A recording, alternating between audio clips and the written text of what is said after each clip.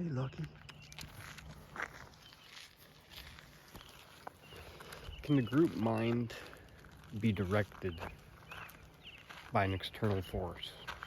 The collective consciousness, can it be harnessed and controlled, say, by like an algorithm, by AI? Nice shot of the moon there, probably. I'm not even like being metaphoric, talking like that.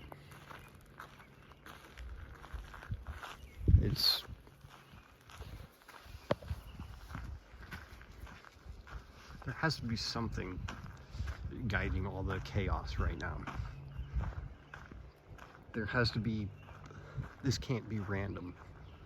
The structure of economics, the way these things are being portrayed, the imagery, the iconography, none of this is organic. The only thing organic is the way we think in groups, the hive mind. That's organic. But the way it's being harnessed and distorted to sow discord and basically just sell fear to the hungry masses, that's not organic. It's certainly artificial.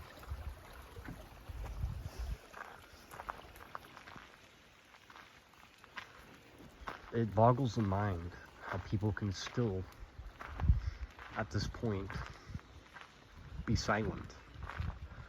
Even if they're awake and aware and don't even have all the pieces of the puzzle to fit together. How could someone remain silent at this point? The term willful ignorance is a legal term. I can't remember the Latin phraseology, but it basically means that someone knows something is wrong and chooses to ignore it. They could do it for different reasons, they can have different motivations. It could simply be cowardice. It could be to profit. It could be through fear and intimidation. There are many motivating factors. You can hear the water before, can you hear the power line hum?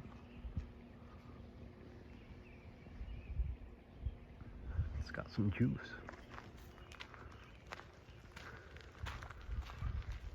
It really comes down to fear being one of the underlying factors in motivations. And fear doesn't only have the dynamic of the individual person. You know, we all have fears, whether rational or irrational. But there's also group fears. These types of things can best be understood if we kind of look back historically at things like the plague and the different aspects of germ theory. You know, who is it? Jonathan Haidt, whatever. Haidt has his popular book on disgust, the two different aspects of disgust, the dichotomy between those two things, which most people intuitively think about disgust as like the biological disgust as applies to, you know, germ theory, fecal matter. You know, even dogs and most mammals have this innate fear and disgust of certain biological hazards. Then the second fear is more of a psychological fear. You could call it moral disgust. It could be the other group, it could be certain sexual proclivities, or even, certain aspects regarding finances. They used to call it charging interest usury, and that has to do with part of how in the Middle Ages, during the Renaissance, that Christians were not allowed to lend money for interest, so they had court Jews there to do that. And also today, even in many Muslim countries, they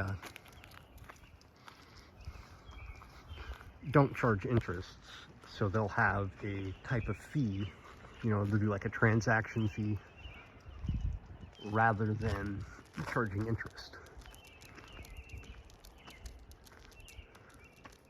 And money and currency, the way we value things, is also a type of superstition. And they all come back to the concept of scarcity. And ultimately, all these things are derived from and through fear. Even if we look at envy, one of the more toxic attributes of human nature,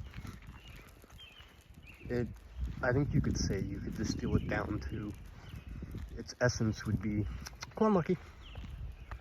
At its essence,